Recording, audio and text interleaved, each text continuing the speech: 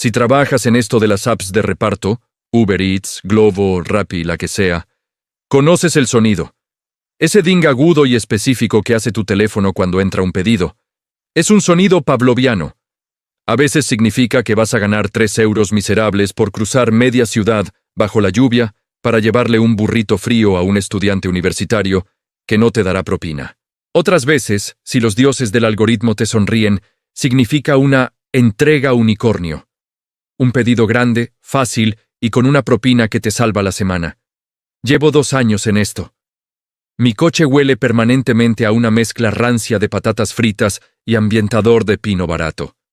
Mis rodillas crujen cada vez que subo a un cuarto sin ascensor. Pensaba que lo había visto todo. Pensaba que conocía cada callejón, cada atajo y cada cliente extraño de esta ciudad. Estaba equivocado. Hay rincones en el mapa que no están hechos para ser encontrados, y hay propinas que no se pagan con dinero, sino con algo mucho más valioso. Era un martes por la noche, alrededor de las 11. Una noche muerta. Estaba aparcado detrás de una gasolinera, scrolleando en el móvil y pensando seriamente en desconectarme e irme a casa a comer fideos instantáneos, cuando sonó el ding.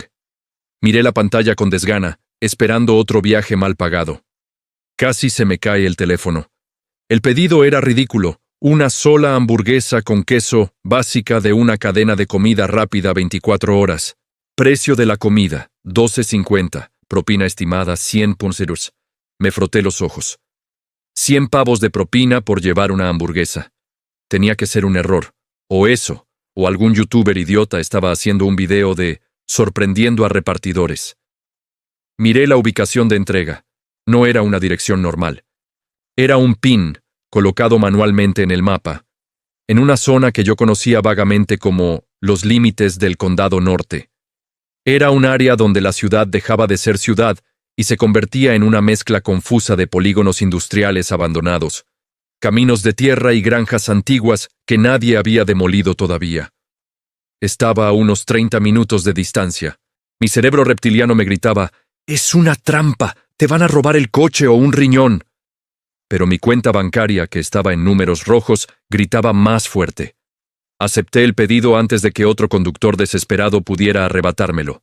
Fui al restaurante, recogí la bolsa grasienta, que pesaba sospechosamente poco para valer tanto, y emprendí el viaje. Los primeros 20 minutos fueron normales. Autopista, luces de neón, tráfico escaso. Pero a medida que me acercaba al pin de destino, el paisaje cambió. Las farolas desaparecieron. El asfalto bien cuidado dio paso a una carretera comarcal llena de baches que hacía temblar mi viejo Honda Civic. La señal de radio se convirtió en estática y luego en silencio. Estaba entrando en una zona muerta. Fue entonces cuando la tecnología empezó a traicionarme. Google Maps, mi fiel copiloto, empezó a comportarse de forma errática. La flecha azul que marcaba mi posición empezó a girar sobre sí misma, incapaz de decidir en qué dirección estaba el norte. La ruta morada parpadeaba y desaparecía. La voz robótica del GPS decía cosas sin sentido. Gire a la izquierda en datos no disponibles. O peor aún, ha llegado a su destino, cuando claramente estaba en medio de un bosque de pinos raquíticos, donde no había nada más que oscuridad y niebla baja. Tuve que reducir la velocidad a paso de tortuga. Mis luces largas apenas cortaban la negrura. Según la app de reparto, que milagrosamente todavía tenía un hilo de conexión, estaba a solo 500 metros. Iré a la derecha en el camino de grava sin nombre, me indicó finalmente el GPS, con una voz que sonó extrañamente distorsionada, como si el altavoz del teléfono estuviera bajo el agua. Obedecí. El coche crujió sobre la grava. 100 metros más adelante, los faros iluminaron algo. Era una casa, o lo que quedaba de ella. Parecía una granja de principios del siglo XX que había sido abandonada hacía décadas. La madera del porche estaba podrida y colgaba en ángulos extraños. El tejado tenía agujeros por los que se veía el cielo nocturno. Las ventanas de la planta baja estaban tapiadas con tablones de madera grisácea. No había ningún coche aparcado, ningún signo de vida.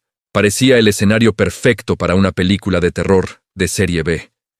Estaba a punto de dar la vuelta, convencido de que era una broma pesada y peligrosa, cuando lo vi. En el porche ruinoso había una única bombilla desnuda colgando de un cable. Estaba encendida, pero no emitía una luz constante, parpadeaba. No era un parpadeo aleatorio por una mala conexión eléctrica. Era rítmico. 3 cortos, 3 largos, 3 cortos. Pausa. Y se repetía. SOS. Alguien estaba enviando una señal de socorro en código Morse desde el porche de una casa abandonada en medio de la nada, esperando una hamburguesa con queso. Sentí un frío intenso en el estómago que no tenía nada que ver con el aire acondicionado. Mi mano estaba sobre la palanca de cambios, lista para meter marcha atrás y salir de allí quemando rueda, olvidándome de los $100 y de la maldita hamburguesa. En ese preciso instante, mi teléfono vibró violentamente en el soporte del salpicadero. No era una notificación de la app. Era un mensaje de texto directo del cliente, un número desconocido que no pasaba por el sistema de enmascaramiento de Uber. El mensaje era corto, brutal, y cambió el miedo por pánico puro. No había hola, ni gracias, ni instrucciones sobre dónde dejar la comida. Solo había 2 frases que hicieron que se me helara la sangre en las venas y que, estúpidamente, me hicieron quedarme. El mensaje decía textualmente: «Déjalo en la puerta y corre. No mires a la ventana del 2º piso». Leí el mensaje 3 veces. Mis manos sudaban tanto que tuve que secarlas en mis vaqueros para poder agarrar el teléfono. ¿Qué clase de instrucción era esa? Si era una broma, estaban yendo demasiado lejos, pero si no lo era, ¿qué demonios estaba pasando en esa casa? La lógica me decía que me largara, pero había algo hipnótico en la situación. La luz parpadeando, SOS, la casa en ruinas, el mensaje críptico. Y, Dios me perdone, los $100. La precariedad te hace hacer cosas estúpidas, y yo estaba a punto de hacer la más estúpida de todas. Apagué el motor, pero dejé las luces encendidas apuntando hacia la casa. Agarré la bolsa de papel con la hamburguesa. Pesaba como si llevara plomo. Abrí la puerta del coche y el silencio del exterior me golpeó. Solo se oía el zumbido eléctrico de la bombilla parpadeante en el porche y el crujido de mis propias botas sobre la grava. Cada paso hacia ese porche fue una batalla contra mi propio instinto de supervivencia. El olor de la casa era rancio, una mezcla de madera húmeda, tierra y algo metálico que me recordaba a monedas viejas o sangre seca. Subí los 3 escalones de madera podrida del porche que gimieron bajo mi peso. La luz parpadeante sobre mi cabeza proyectaba sombras danzantes que parecían moverse por las esquinas de mi visión. Llegué a la puerta principal. Era de roble macizo, oscura, con la pintura desconchada. No había timbre, no había pomo. Solo un agujero oscuro donde debería haber estado la cerradura. Me agaché lentamente y dejé la bolsa de comida en el suelo, justo delante de la puerta, como si fuera una ofrenda a un dios pagano y hambriento. Déjalo en la puerta y corre, me repetí mentalmente. Misión cumplida. Ahora, la segunda parte. Correr. Me di la vuelta para volver al coche.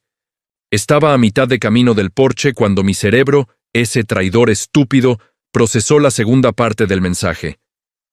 No mires a la ventana del 2º piso. Es como cuando te dicen no pienses en un elefante rosa. Es imposible no hacerlo. Mi mirada, actuando por voluntad propia, se desvió hacia arriba, hacia la fachada oscura de la casa, por encima del porche. La mayoría de las ventanas del piso de arriba estaban tapiadas también, o eran agujeros negros sin cristal, pero había una, justo en el centro, que conservaba el vidrio.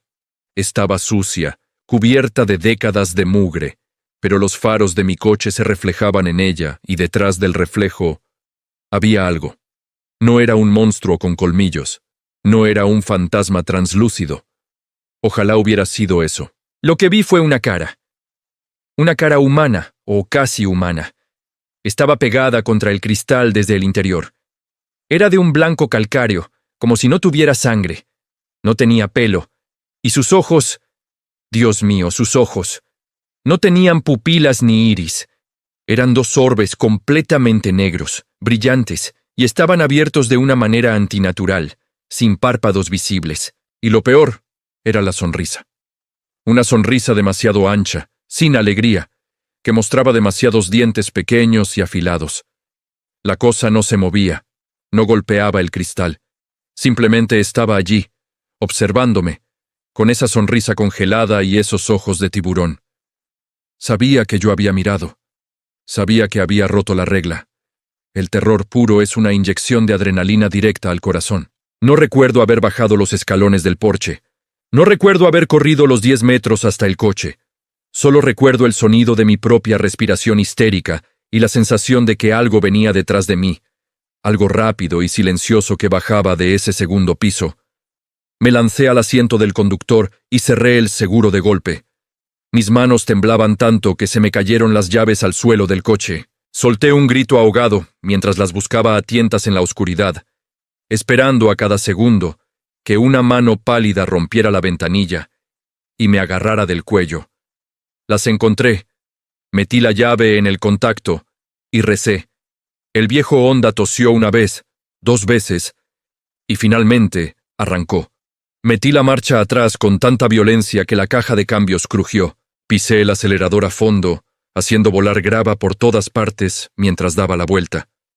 En el segundo antes de que mis faros dejaran de iluminar la casa, miré una última vez por el retrovisor. El porche estaba vacío. La bolsa de comida había desaparecido. Y la ventana del segundo piso también estaba vacía. Conduje como un maníaco de vuelta a la carretera principal. No respiré tranquilo hasta que vi las primeras luces de la ciudad 20 minutos después. Paré en el primer 7-Eleven que encontré, con todas las luces encendidas, y me quedé en el coche temblando durante media hora. Miré mi teléfono. La app de reparto se había actualizado. Entrega completada. Y entonces la notificación bancaria. Un ingreso de $112.50. La propina había llegado. $100 exactos. Era dinero real. Podía pagar el alquiler. No me sentí aliviado. Me sentí sucio. Sentí que había aceptado un soborno por participar en algo que no entendía. Algo oscuro. ¿Quién o qué era el cliente? ¿Por qué la señal de SOS? ¿Por qué la advertencia? ¿Era la cosa de la ventana la que había pedido la hamburguesa? ¿O era la que mantenía prisionero al que la pidió? Nunca volví a esa zona. De hecho, rechazo cualquier pedido que me lleve más allá de los límites de la ciudad, no me importa la propina. Sigo trabajando de repartidor porque no tengo otra opción, pero algo en mí se rompió esa noche. Ahora, cuando llego a una casa oscura y tengo que dejar la comida en el porche, nunca, bajo ninguna circunstancia, miro hacia las ventanas de arriba. Y tú, la próxima vez que pidas comida a las tantas de la noche y te quejes porque tarda mucho, piensa que quizás tu repartidor está lidiando con algo más que tráfico. Quizás está en una calle que no aparece en el GPS, entregando una ofrenda a algo que te está mirando desde la oscuridad. Si alguna vez te ha pasado algo extraño trabajando en la gig economy, déjalo en los comentarios. Necesito saber que no soy el único. Y suscríbete a Distrito Confidencial, porque las historias que contamos aquí no las encontrarás en la formación de bienvenida de ninguna empresa. Manteneos seguros ahí fuera, y por lo que más queráis, no miréis a las ventanas,